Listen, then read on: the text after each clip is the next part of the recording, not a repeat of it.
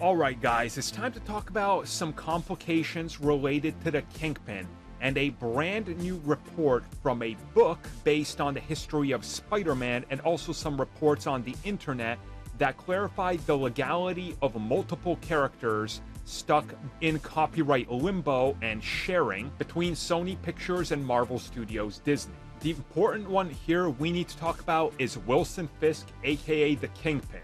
What is actually happening, what's stated in the book, and the absolute terrible reporting that I've seen online.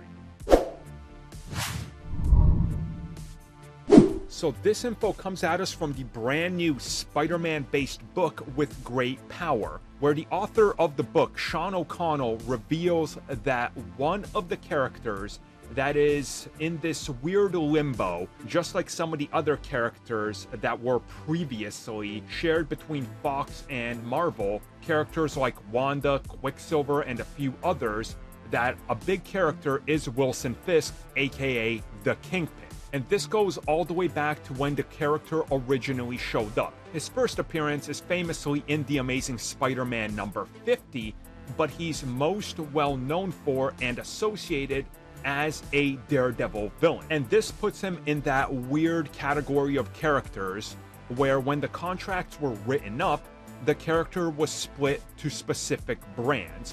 Now, of course, Sony could use the character in animation, but they couldn't use him on film. Fox used him on film in Daredevil, and then of course again, they used him on TV with Netflix and most recently Disney+.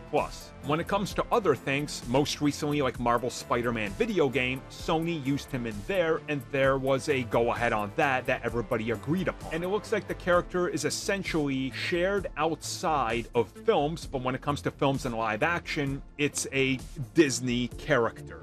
Animation video games, that's something that they work out the deals on separately per case by case basis and what they agree upon. Now, I've seen some absolutely terrible reporting on this where the basics are all here spelled out according to literally the rights that we know that they've went over so far.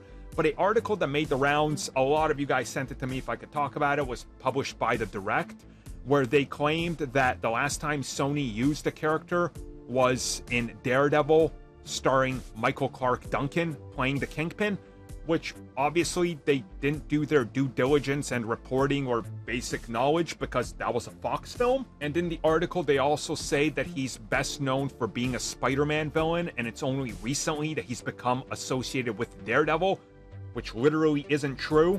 It's the opposite, especially the part where they suggest that it's only due to the Netflix show that the character became a Daredevil villain prominently, which again isn't true. Again, look, people didn't do their due diligence and go look at the facts or know the facts that was published, and a lot of people shared it. That's a mistake. Honestly, it can be a honest mistake where they just didn't know. I get people will fall for this or people will call them out for it. I'll just address it here.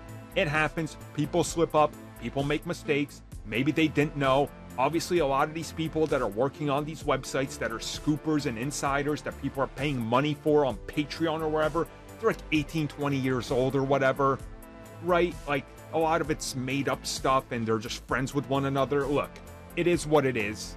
It's a Daredevil character. When he appears somewhere else, Marvel's still involved. So that's all you need to know. Yes, he's in limbo between the two studios, but not when it comes to live action.